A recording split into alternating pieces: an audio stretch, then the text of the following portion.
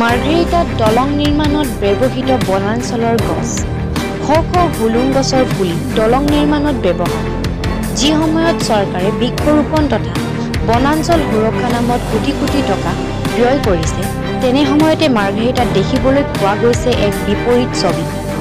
লোহা পাইপৰ পৰিৱৰ্তে দলং নিৰ্মাণত ব্যৱহাৰ কৰা হৈছে বনাঞ্চলৰ গছ সৰু বৰ বহুসংখ্যক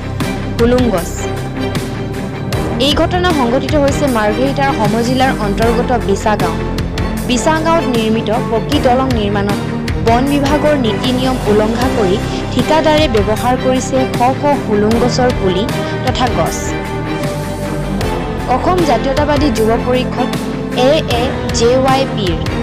তিনিচুকীয়া জিলা সমিতিৰ এটা দলে এই দৃশ্য প্ৰত্যক্ষ কৰি বন বিভাগক খবৰ দিয়ে পিছত লেখাপানী বন বিভাগৰ লোক উক্ত ঠাইত উপস্থিত হৈ দলং নিৰ্মাণত ব্যৱহৃত প্ৰায় 300 চেফটি অবৈধ কাঠ জব্দ কৰে ঠিকাদাৰ সুনীল সাহৰ এনে হঠকাৰী তথা বনাঞ্চল ধ্বংস কাৰ্যত আশ্চৰ্য প্ৰকাশ কৰিছে স্থানীয় সচেতন মহল অসম জাতীয়তাবাদী যুৱ পৰিষদ AAJYPৰ তিনিচুকীয়া জিলা সমিতিয়ে বনাঞ্চল ধ্বংস কাৰ্যক তীব্ৰ গৰিহণা দিয়াত লগতে ঠিকাদাৰৰ বিৰুদ্ধে বিহিত ব্যৱস্থা গ্ৰহণৰ দাবী জনাইছে জাগুনৰ পৰা প্ৰদীপ বৰগোহাঁই ৰিপৰ্ট টাইম 60 অসম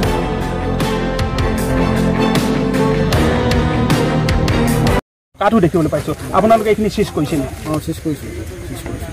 চেজ কৰি আমি আমাৰ নিজৰ মানে লেখাপানী ৰেঞ্জ কাষ্টলৈ লৈ যাম এতিয়া আমি তাকে প্ৰচেছ কৰি আছোঁ এতিয়া কামখিনি আৰু পৰৱৰ্তী সময়ত যদি আকৌ ইয়াত ঠিকাদাৰে যদি ইয়াত এনেকৈ অবৈধভাৱে কাঠ চোৰাং কাঠ পেলায় তেন্তে কি ব্যৱস্থা গ্ৰহণ কৰিব একেধৰণে হ'ব কাম আমি যিটো আমাৰ কৰিবলগীয়া যিটো কৰণীয় কাম আমি সেইমতে কৰিম কাম গতিকে আমি আপোনালোকে আমাক সহযোগ কৰিছে এইটো সহযোগিতা দিছে সেইটো কাৰণে আমি ধন্যবাদ আৰু এনেকৈ আগলৈ যদি এনেকৈ দি থাকে আমি মানে ইয়াত কিমান কাঠ চেজ কৰিছে আপোনালোকে এতিয়া বৰ্তমান হ'ব পাৰে এইটোতো 200-300 চেফটি মানে হৈ যাব গোটেই চব কাঠ মিলে বেছি হ'লেও কম নহয় তাৰমানে সদৌ অসম জাতীয়তাবাদী যুৱ পৰিষদ তিনিচুকীয়া জিলা সমিতিৰ তৰফৰ পৰা আমি ইয়াত আজি উপস্থিত হৈ দেখোঁ যে ইয়াত মানে যি দলং ইয়াত বিছাগাঁও বুলি এখন স্থানত দলং নিৰ্মাণ হৈ আছে সেই দলং নিৰ্মাণত দেখিছোঁ যে আমি ওচৰ পৰ্যায়ৰ যিমান মানে আপোনাৰ অবৈধভাৱে গছ পুলি ইয়াত মানে কাটি পেলাই ইয়াত দলঙত নিৰ্মাণ কৰি আছে আৰু লগতে ইয়াত ফৰেষ্ট ডিপাৰ্টমেণ্ট লোকসকল ইয়াত উপস্থিত হৈছে আমি তেখেতলোককে দাবী জনাওঁ যে এই গছ ৰোপণ কাৰ্যসূচী হাতত লোৱা চৰকাৰে আৰু এই গছসমূহ ইয়াত কাটিবলগীয়া তেখেতলোকে কিহত সাহস পালে এই সাহস তেখেতলোকে যি দুৰ্নীতি ইয়াত কৰি আছে ইয়াৰ ব্যৱসায়ী দুপইচা বিনিময়ত ইয়াত ব্যৱসায় কৰি থকা ইয়াক মানে ব্যক্তিসকলক অতি সোনকালে শিক্ষাৰে ইয়াক বন বিষয়াসকলে উচিত তদন্ত কৰিব লাগে আৰু সুনীল শাহ বুলি যিজন ইয়াত ব্যক্তি মানে ঠিকাদাৰ তেখেতক মানে তদন্ত কৰিব লাগে এই আমি আহ্বান জনাওঁ